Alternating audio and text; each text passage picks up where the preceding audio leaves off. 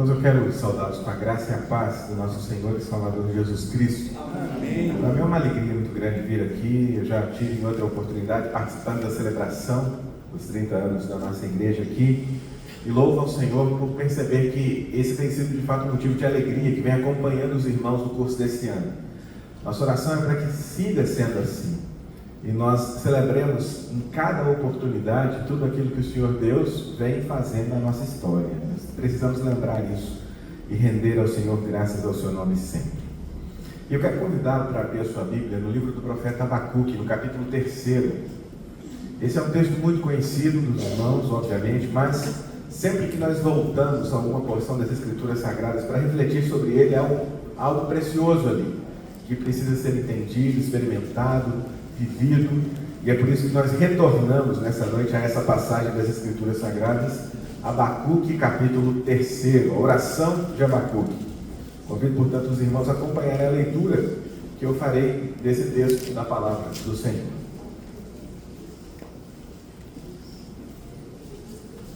Livro do profeta Abacuque, capítulo 3. A Escritura diz assim: oração do profeta Abacuque sob a forma de canto. Tenho ouvido, ó Senhor, as tuas declarações e me sinto alarmado. Aviva a tua obra, ó Senhor, no decorrer dos anos, e no decurso dos anos faze-a conhecida. Na tua ira, lembra-te da misericórdia. Deus vem de Temã e do monte Parã vem o santo. A sua glória cobre os céus e a terra se enche do seu louvor. O seu resplendor é como a luz, raios brilham da sua mão, e ali está velado o seu poder. Adiante dele vai a peste, e a pestilência segue os seus passos. Ele para e faz tremer a terra, olha e sacode as nações. Esmigalham-se os montes primitivos, os outeiros eternos se abatem. Os caminhos de Deus são eternos. Vejo as tendas de Cusã em aflição, os acampamentos da terra de Midian tremem. Acaso é contra os rios que estás irado? É contra os ribeiros a tua ira ou contra o mar o teu furor, já que andas montado nos teus cavalos de vitória? Tiras a descoberto o teu arco e farta está a tua aljava de flechas. Tu fendes a terra com os rios. Os montes te veem e se contorcem, passam torrentes de água, as profundezas do mar fazem ouvir a sua voz e levantam bem alto as suas mãos. O sol e a lua param nas suas moradas, ao resplandecer a luz das tuas flechas sibilantes, ao fulgor do relâmpago da tua lança. Na tua indignação marchas pela terra, na tua ira calcas aos pés as nações. Tu saís para salvamento de teu povo, para salvar o teu ungido. Feres o telhado da casa do perverso e lhe descobres de todo o fundamento. Traspassas a cabeça dos guerreiros do inimigo com as suas próprias lanças, os quais como tempestade avançam para me destruir. Regozijam-se como se estivessem para devorar o pobre às ocultas. Marchas com os teus cavalos pelo mar, pela massa de grandes águas. Ouviu, e o meu íntimo se comoveu. A sua voz tremeram os meus lábios. Entrou a podridão nos meus ossos e os joelhos me vacilaram, pois em silêncio devo esperar o dia da angústia que virá contra o povo que nos acomete. Ainda que a figueira não floresça, nem haja fruto na vide, o produto da oliveira minta, e nos campos não produzam mantimento, as ovelhas sejam arrebatadas do aprisco, e nos currais não haja gado. Todavia eu me alegro no Senhor, exulto no Deus da minha salvação.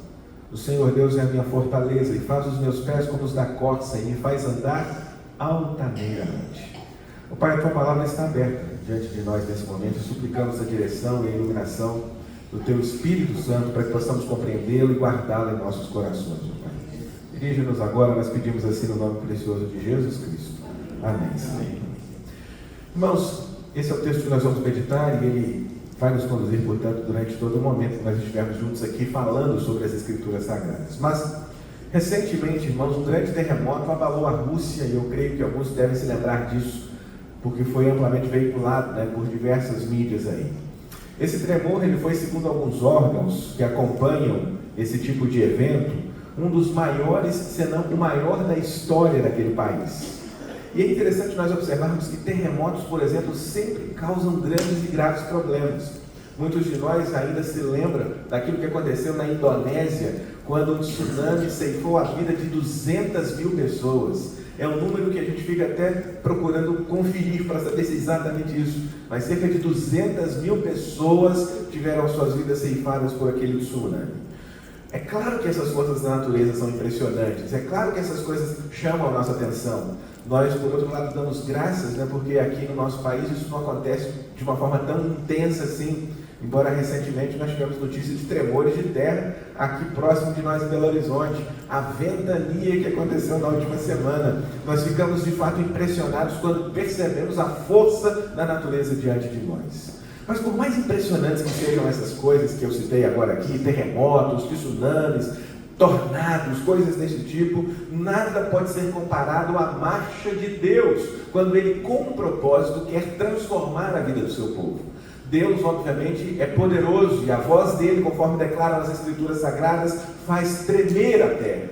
Isso é extremamente importante, irmãos, para que nós entendamos que o nosso Deus é imparável. Ele está intencionalmente operando na vida da sua igreja, intencionalmente operando na sua história pessoal, e absolutamente nada fará com que Deus se desvie da rota que desde a eternidade Ele tem traçado para o seu povo. Isso para nós é extremamente importante, porque nós sabemos que Deus não está tentando realizar uma grande obra. E, efetivamente, Ele está fazendo e a concluirá até o dia de Cristo Jesus. É o que também nos ensinam as Escrituras Sagradas, quando na epístola que o apóstolo Paulo escreve, ele declara: estou bem certo, de que aquele que começou boa obra em nós há de completá-la. Deus não está tentando fazer alguma coisa, Ele efetivamente está conduzindo a sua história conforme os seus santos e retos propósitos. Mas aqui, no texto de Abacuque, capítulo 3, nós temos uma marcha divina que efetivamente acontece contra o pecado da nação de Judá, mas ao mesmo tempo contra os caldeus também. É importante lembrar que Deus não está absolutamente indiferente a toda a injustiça, a toda a iniquidade, a todo o mal que permeia o mundo. Ele está atento a todas as coisas, Ele está observando todas as coisas. E é extremamente importante que nós entendamos o que devemos fazer quando temos consciência de que Deus está operando no meio do mal. Deus está operando no meio das tragédias, Deus está operando no meio de todas as catástrofes, Deus está operando no meio dos seus problemas pessoais, Deus está operando no meio da história de uma forma soberana. O que nós devemos fazer quando temos consciência de que Ele está se movimentando no mundo? A passagem que nós temos diante de nós vai nos ajudar a pensar um pouco sobre isso.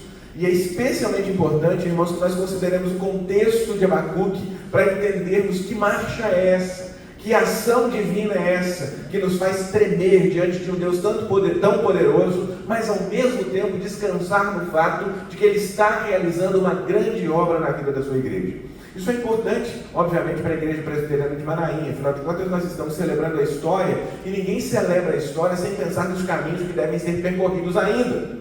Isso é importante para a sua história de vida pessoal. Afinal de contas, se você chegou aqui, quem sabe não pensando propriamente a longo prazo, mas no que deve acontecer na sua vida esta semana. Nós temos decisões para serem tomadas, nós temos coisas que devem ser realizadas, mas acima de tudo, nós precisamos estar bem conscientes daquilo que Deus quer de nós, daquilo que Deus está operando na nossa vida, daquilo que Deus está fazendo na nossa história. É por isso que o texto é muito importante, e nós o lemos como uma palavra que foi dirigida não apenas a uma nação, na história da igreja, ou na história de Judá, mas como uma palavra que é particularmente dirigida ao nosso coração também, à nossa vida. Aquilo que o profeta fala, aquilo que o profeta declara, aquilo que o profeta apresenta aqui, é a palavra de Deus para nós. E quando o profeta escreveu o seu livro, os irmãos sabem muito bem, o povo de Judá vivia debaixo de uma ameaça crescente de um povo que eram os caldeus. Os caldeus estavam prestes a invadir Jerusalém. Eles eram um exército temido. Eles viviam na impiedade, na iniquidade dos seus pecados, e os seus carros de guerra marchavam amedrontando o mundo todo que estava no seu caminho. Aqueles eram tempos difíceis, aqueles eram tempos extremamente perigosos, onde o profeta se sentia incomodado com relação à marcha daquele povo que avançava sobre Judá, mas ao mesmo tempo se sentia incomodado com a indiferença espiritual de alguém que não via o que estava acontecendo à sua volta, de um povo que, apesar de todos os males, que apesar de todos os problemas que enfrentava, preferia ainda viver em pecado. E essa situação de Judá, aparentemente de indiferença espiritual diante daquela situação, tornou-se extremamente incômoda para o profeta Abacuque. Ele não conseguia, obviamente, digerir a situação e a reação de Judá diante daquele contexto. Então, no primeiro capítulo, do livro do profeta Abacuque, ele se coloca diante de Deus de uma forma bastante curiosa, talvez para algumas pessoas até petulante. Mas é interessante você observar que o profeta Abacuque, ele é um livro de uma natureza um tanto quanto diferente dos demais profetas. Porque normalmente os profetas, eles trazem um recado de Deus para a vida do povo. É assim que a gente vê e lê a maioria dos profetas que nós encontramos no Antigo Testamento. Só que enquanto todos os demais profetas falam de Deus para o povo, esse profeta fala do povo para Deus. Ele faz o caminho inverso. Você pode observar, por exemplo, que a profecia de Abacuque, em boa parte, é uma oração, onde ele fala com Deus e ouve respostas. Por isso é que a sua profecia é de uma natureza completamente diferente. Mas percebam, irmãos, como ele estava extremamente preocupado com aquela situação. No capítulo 1, ele diz: até quando, Senhor, clamarei eu, e tu não escutarás? Gritar-te-ei violência, e não salvarás. Porque me mostras a iniquidade, e me fazes ver a opressão, pois a destruição e a violência estão diante de mim, a contendas e o litígio se suscitam.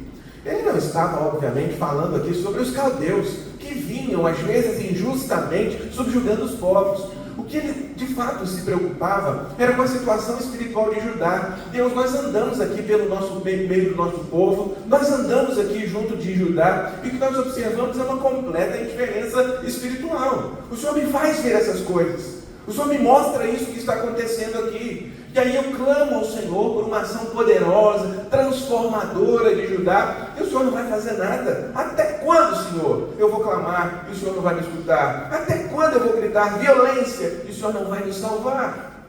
Essa era a indignação do profeta Abacuque. Ele não conseguia enxergar uma ação de Deus movendo-se na direção da transformação de Judá.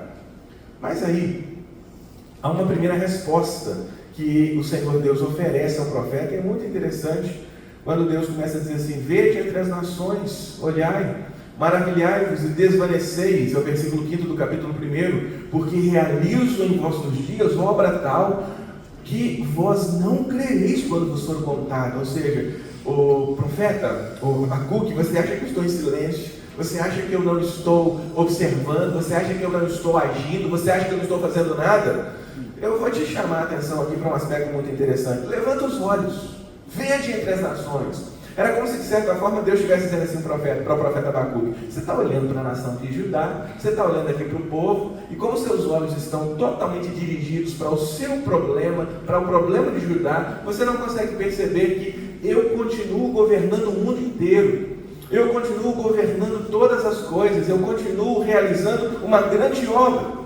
E quero lhe dizer mais, Abacuque, versículo de número 6: eu suscito os caldeus, nação amarga, impetuosa, que marcham pela largura da terra para apoderar-se de moradas que não são suas. Eles são pavorosos, terríveis, criam eles mesmos o seu direito, a sua dignidade, os seus cavalos são mais ligeiros. E aí ele vai descrevendo todo o poder dos caldeus para dizer o seguinte: eu vou tratar assim com Judá, eu vou tratar assim com o meu povo, eu vou tratar com o pecado daqueles que são parte da aliança. Sabe como é que eu vou fazer isso? E essa foi talvez a palavra mais difícil que o profeta ouviu. Está registrado exatamente no versículo que nós lemos aqui, o versículo 6. Ele diz: eu vou fazer isso suscitando os caldeus. Estou levantando uma nação poderosa, mas injusta, violenta, para que sejam instrumentos da minha disciplina sobre o meu povo. É isso que eu vou fazer. É isso que eu vou fazer. Obviamente você fica olhando para essa situação e diz assim: Deus, será que não tem um outro jeito não? De repente eu estou falando para o Senhor fazer alguma coisa, não precisa ser dessa forma. O Senhor podia fazer assim, ó, e de repente o coração desse povo ser transformado. O Senhor podia, quem sabe, mudar a disposição dele. A gente faz um culto de avivamento, ele vai falar aqui no capítulo 3, de despertamento. O povo volta para o Senhor, mas os caldeus, o Senhor vai levantar um povo pior do que nós para nos disciplinar. O Senhor vai levantar alguém que é totalmente corrompido, totalmente entregue ao pecado para nos fazer santos. O Senhor vai fazer isso? Eu não consigo entender. E talvez alguns de nós, na situação do profeta, respondesse da mesma forma, né? Deus, olha, me perdoa, mas não faz sentido. Eu estou clamando ao Senhor pela transformação de Judá. Eu estou clamando ao Senhor pela transformação do seu povo. E o Senhor vai colocar a gente na mão do inimigo? O Senhor vai colocar a gente na mão de pessoas que são piores do que nós? O Senhor vai fazer isso mesmo, Deus? E aí é interessante porque Deus diz: é exatamente isso que eu vou fazer, e vou te dizer mais. Tenha calma, porque esse povo será subjugado por mim posteriormente também, porque a sua alma não é reta, eles são soberbos. Mas desde antemão, eu quero dizer para você, Abacuque, que você não tem que entender as coisas que eu faço, você tem simplesmente que crer nas coisas que eu faço. Por isso, ele diz: o meu justo viverá por fé. E é curioso a gente citar, irmãos, que essa é a única vez em todo o Antigo Testamento que aparece a palavra fé. Ela só aparece aqui em Abacuque capítulo 2. Em nenhum outro texto mais. Você pode procurar. Você vai achar crer, você vai achar confiar, mas a palavra fé você só vai encontrar aqui em Abacuque.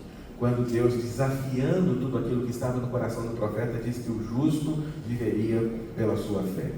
Quando o Abacuque recebe aquela palavra, irmãos, eu creio que, de certo modo, ele tem o seu coração tranquilizado, até porque antes de ouvir Deus falando sobre isso, ele disse que se colocaria numa torre de vigia, em oração, obviamente, para esperar o que Deus lhe diria. E a resposta, obviamente, sobre essa questão traz para todos nós uma das reflexões mais bonitas que nós encontramos na Escritura Sagrada. Eu quero lembrar aos irmãos que, apesar de ser este o verso central do livro do profeta Abacuque, o versículo 4 de Abacuque, no capítulo 2, eis o soberbo, sua alma não é reta nele, mas o justo viverá pela fé. Tem uma outra passagem que é extremamente importante para nós, ainda no capítulo 2, que está registrada no versículo de número 20, antes de chegar no capítulo 3, que é o objeto da nossa reflexão. No capítulo de número 20, ele diz assim: o Senhor, porém, está no seu santo templo, cale-se diante dele toda a terra. Irmãos, uma das coisas mais importantes no estudo das Escrituras Sagradas é você pensar contextualmente, né? Quando eu era criança, na minha igreja, a junta diaconal teve uma ideia. E ela teve uma ideia porque as crianças viviam correndo no meio da igreja, né? Isso é normal, né? Isso acontece, obviamente, né? Eu lembro que até uma senhora ficou uma vez chateada porque ela pertencia a igreja católica, e ela foi para a nossa igreja porque ela disse que um dia as crianças estavam correndo na igreja e alguém disse assim: tira essas crianças daqui. Aí ela tirou e levou para a igreja presbiteriana, né? Mas os diáconos ficavam incomodados muitas vezes com as crianças correndo. Aí alguém teve uma ideia: já sei, vou fazer uma plaquinha, pegar Abacuque 2:20 e vou colocar lá: o Senhor, porém, está no seu santo templo, cale-se diante dele toda a terra. A gente entrava, olhava aquela plaquinha lá e ficava assim: não é para a gente falar nada, é para a gente ficar quietinho durante o culto. Olha o versículo que a gente colocou lá. Só que o texto não está falando para fazer silêncio diante do culto. Vocês se lembram que a grande preocupação de Abacuque era como Deus poderia usar um povo ímpio, como os caldeus, para fazer com que o povo de Israel, ou o povo de Judá, se arrependesse dos seus pecados. Essa era a sua dúvida. E de repente eles olhavam para os caldeus e diziam o seguinte: eles não são pastores, eles não são crentes, e eles estão marchando com raiva contra nós. Eles já tinham recebido notícias de como eles vinham tratando, por exemplo, o Líbano, e agora eles estavam chegando próximos de Judá. Então eles estavam amedrontados. Aí o profeta recebe essa palavra de Deus e ele recebe ainda uma outra mensagem, que é essa do versículo 20, diz assim: calma, Deus não está destronado, Ele está no seu santo templo. E aí é preciso que toda a terra se cale diante dele. Isso para mim é muito importante, porque às vezes a impressão que a gente tem é que o mundo está vivendo um grande desgoverno, né? O mundo está perdido. E aí Deus olha e diz assim: não, eu estou aqui, sentado no meu santo templo. Lembra de Isaías 6:1? É a mesma ideia. No ano da morte do rei Uzias, eu vi o Senhor assentado sobre um alto e sublime trono. Quer dizer, quem morreu foi Uzias. Deus continua governando. E essa mesma ideia que nós encontramos aqui no versículo 20. Daí entra o texto, irmãos, do capítulo 3, onde nós temos aqui algumas lições sobre o despertamento, sobre o avivamento, sobre uma santificação cada vez mais intensa na vida da igreja, e que é importante para nós prosseguirmos. Afinal de contas, nós não somos perfeitos, nós somos pecadores, mas nós sabemos, avisados pela Escritura Sagrada, que a vereda do justo é como a luz da aurora, que vai brilhando mais e mais até ser dia perfeito. Deus está trabalhando em nossa vida. Deus está trabalhando no nosso coração. E aqui nós temos, portanto, o texto de Abacuque, capítulo 3, que eu chamo a sua atenção para lá. O texto começa com uma palavra muito interessante. No versículo 2 ele diz assim: tenho ouvido, ó Senhor, as tuas declarações, me sinto alarmado. O que Abacuque está dizendo é que ele ouviu coisas sobre Deus. E ele foi acalentado com essas visões dos poderosos feitos do Senhor no passado. A situação dele era muito desconfortável, é verdade. Só que graciosamente a visão dos poderosos feitos de Deus provocou uma excitação em seu coração. Ele viu que Deus, ele ouviu sobre as coisas que Deus havia feito, a ponto dele clamar então a Deus, logo depois dessa declaração: aviva a tua obra, ó Senhor, e no decurso dos anos faze-a conhecida. Você precisa lembrar que essa é uma palavra muito usada em nossos dias, quando a gente quer falar sobre a igreja, para a igreja, sobre despertamento espiritual. Várias vezes nós ouvimos mensagens aqui. Mas o que significa para o profeta Abacuque dizer: aviva a tua obra, ó Senhor, e no decorrer dos anos, e no decurso dos anos, faze-a conhecida, na tua ira, lembra-te da misericórdia? O que ele queria dizer é o seguinte: Deus, eu ouvi que o Senhor de fato está no seu santo templo. Eu ouvi que o Senhor de fato governa todas as coisas. Eu ouvi que a própria marcha dos caldeus é resultado da sua ação sobre Judá. Então eu tenho ouvido as tuas declarações, vi o que o Senhor fez na história do povo desde os tempos antigos. Então eu digo: aviva a tua obra. E esse avivar a obra não é simplesmente um pedido para que Deus mova o coração de Judá. É mais do que isso. Talvez se nós estivéssemos pensando do mesmo jeito que Abacuque, a gente diz assim: fala isso não, Abacuque. Porque é como se ele estivesse dizendo o seguinte: o Senhor vai mandar os caldeus sobre Judá para que eles sejam um instrumento de disciplina sobre nós? Deus está dizendo: vou, mas então faz logo.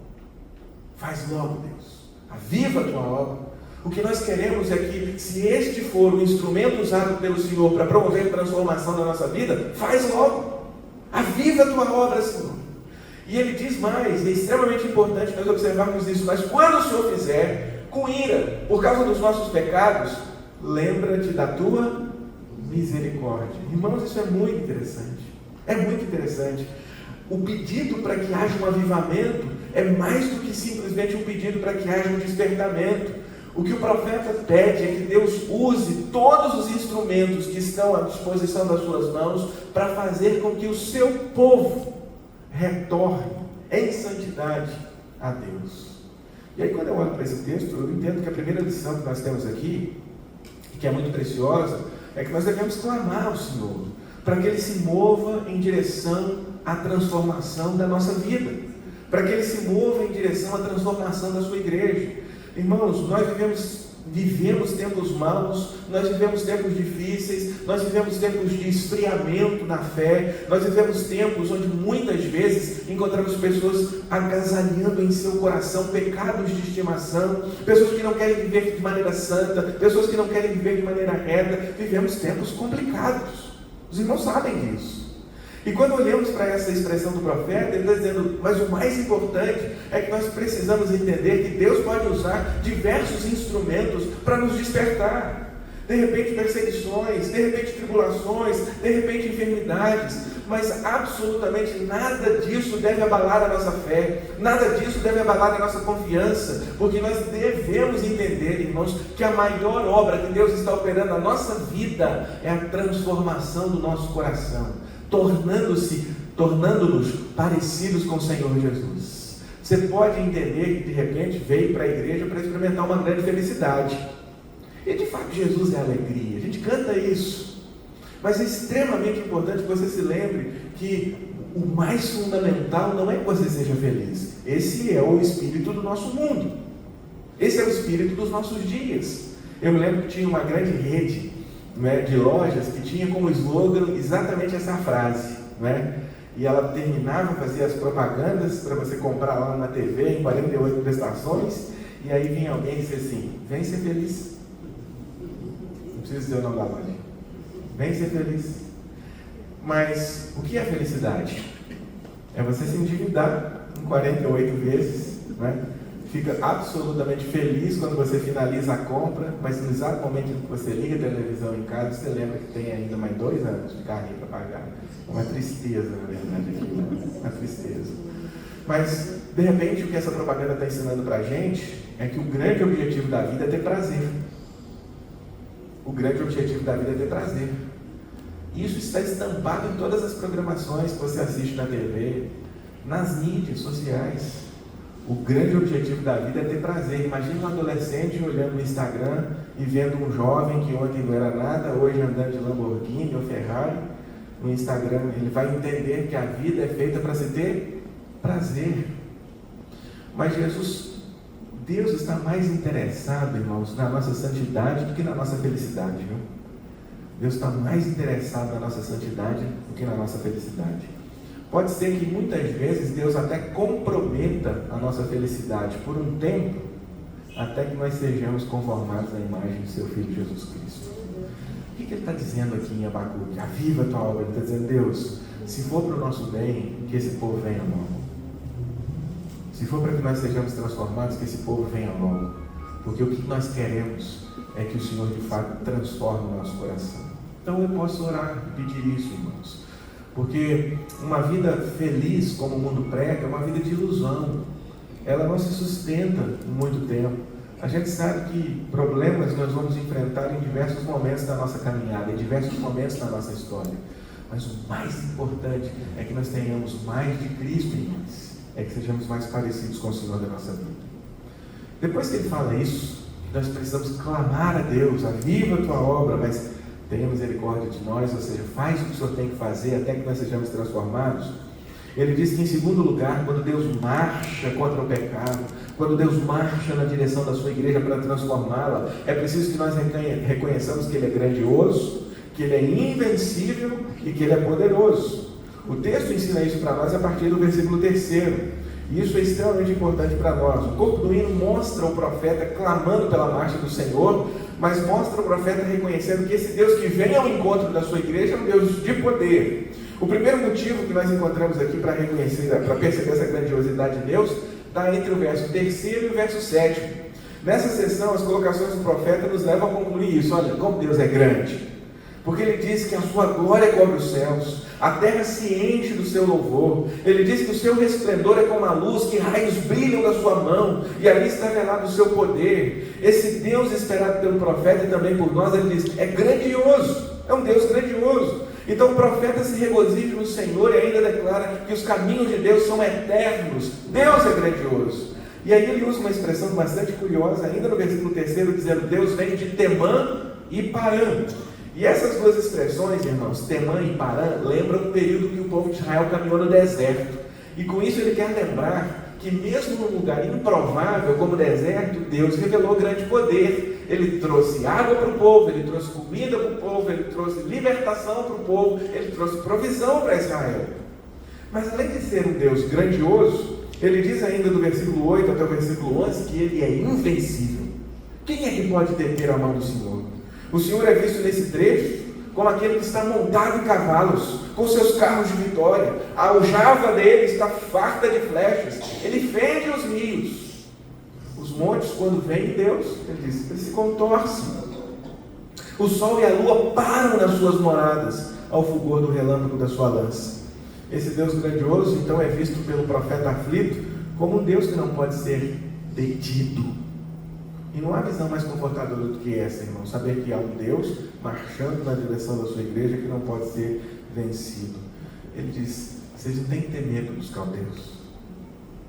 Vocês têm que temer ao Senhor que marcha pelas sendas da história. Por isso que o sábio diz que o temor do Senhor é o que mesmo? O princípio da sabedoria. Ele é grandioso, ele é invencível. E o versículo 12 até o versículo 15 diz que ele é poderoso também. Ele é usado, ele é dito, ele é revelado aqui com o termo ungido, né? E esse termo, na verdade, às vezes aplicado simbolicamente ao povo de Israel, diz que nós somos o Israel de Deus, que é alvo de uma ação poderosa do nosso Deus. Jeremias capítulo 10, versículo 6 diz assim: ninguém é semelhante a ti, ó Senhor, és grande, e grande é o teu nome em poder. Então é importante que você lembre o seguinte: olha, nós vamos viver alguns males, nós estamos vivendo tempos difíceis, mas nós precisamos entender que há um Deus grandioso, invencível e poderoso trabalhando na nossa vida, trabalhando na nossa história, conduzindo cada passo seu. E é preciso que você entenda que o Senhor, irmãos, Ele é intencional nos detalhes. Nos detalhes. Não existe nenhum evento da nossa vida que seja acidental. Há um Deus grandioso, poderoso, invencível, conduzindo a sua história, conduzindo a sua vida. Ele revelou isso ao profeta Abacuque. E eu queria que você se lembrasse dessa verdade também. Clame a Deus para que Ele faça o que tem que fazer logo, até que você seja transformado segundo a imagem de Cristo Jesus. Mas reconheça que em todos os movimentos da história da sua vida, Deus é grandioso, Deus é invencível e Deus é poderoso. Não há absolutamente ninguém que poderá, irmãos, frustrar os planos de Deus para a vida do seu povo. Os planos de Deus para a vida da sua igreja. Eu não tenho medo quando ouço as pessoas dizendo assim: virão tempos difíceis. Primeiro, porque Deus já disse. Segundo, porque nós sabemos que cada situação são instrumentos que Deus usa para fortalecer o seu próprio povo. Foi sempre assim. A igreja foi perseguida, os seus líderes foram presos, mortos, todos passaram por muitas aflições, mas nunca a igreja deixou de existir. Por exemplo, se você diz assim: o Egito foi um grande poder opressor da igreja. Foi. O que é o Egito hoje? Um monte de coisa velha que a gente paga caro para ir conhecer. A Babilônia foi um grande poder. Aqui mesmo os caldeus e os babilônicos tiveram uma proximidade muito grande, mas a Babilônia mesmo foi um grande império. O que é a Babilônia hoje? Nada. Uma porção de livros na estante de uma biblioteca. Império Romano foi um grande império que perseguiu a igreja no primeiro século. O que é o Império Romano hoje? Simplesmente um monte de livros também registrando aquela história. O que será da China daqui a um tempo? O que será dos Estados Unidos daqui a um tempo? Irmãos, enquanto todos os impérios e poderes humanos vão passando, percebam que na história a igreja vai permanecendo. Israel permaneceu no Antigo Testamento. O povo de Deus permaneceu no Novo Testamento. E seguirá aqui até a volta gloriosa do Senhor Jesus Cristo. Ele vem buscar a igreja, então ela tem que estar por aqui. Ela tem que estar por aqui. E Deus que está trabalhando na vida dela. Mas por fim, nós chegamos à parte mais impactante do texto, onde nós encontramos o profeta falando sobre o cuidado do Senhor com a sua vida. Ele havia se comovido, obviamente, com todo aquele testemunho do poder de Deus, como ele declara no versículo 16: ouvi, o meu íntimo se comoveu, a sua voz tremeram os meus lábios, entrou a podridão nos meus ossos, os joelhos me vacilaram, pois em silêncio devo esperar o dia da angústia. Eu sei que isso vai acontecer, mas eu sei que o Senhor está no controle de todas as coisas. E então ele chega no versículo de número 17 e ele diz o seguinte: ainda que a figueira não floresça, nem haja fruto na vide, o produto da oliveira minta, e os campos não produzam mantimento, as ovelhas sejam arrebatadas do aprisco, nos currais não haja gado, todavia eu me alegro no Senhor, exulto no Deus da minha salvação. O Senhor Deus é a minha fortaleza e faz os meus pés como os da costa e me faz andar altaneiramente. Irmãos, esse texto é uma maravilha, porque observa aqui a economia daquela época, como ela era. É diferente da nossa, né? A economia dos dias do profeta Abacuque era uma economia de subsistência. E uma economia de subsistência, irmãos, é uma economia muito dura. Vocês lembram do salmo que diz assim: quem sai andando e chorando enquanto semeia, voltará com júbilo, trazendo os seus feixes. Por que eu ficava pensando, né? Por que o semeador ele chora enquanto ele lança a semente? Talvez, num contexto de uma economia de subsistência, ele tivesse que fazer uma escolha, né? Qual que é a escolha? Eu como ou eu planto?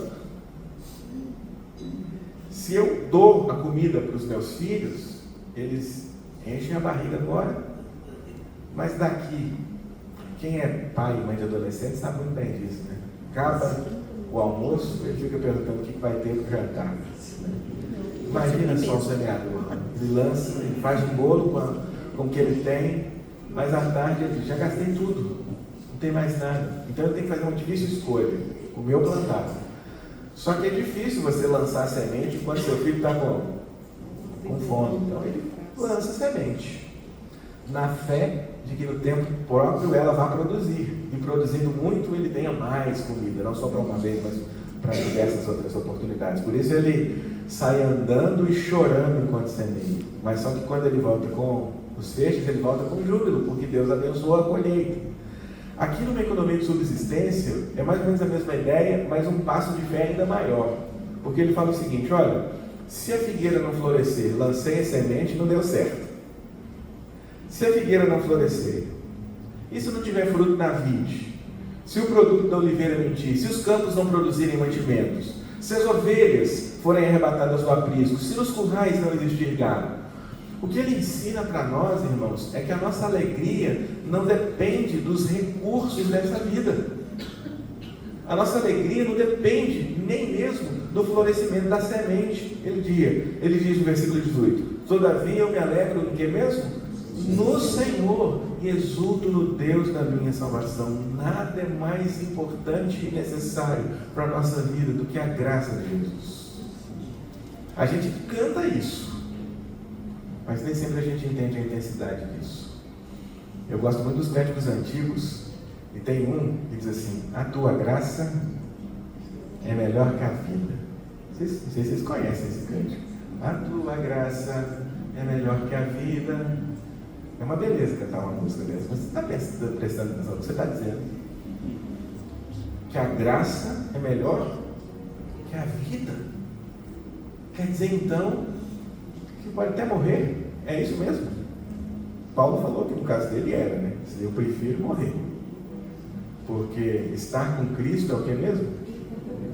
Incomparavelmente melhor. É lucro. A graça é melhor que a vida. E Abacuque entendeu isso, ele estava tão preocupado.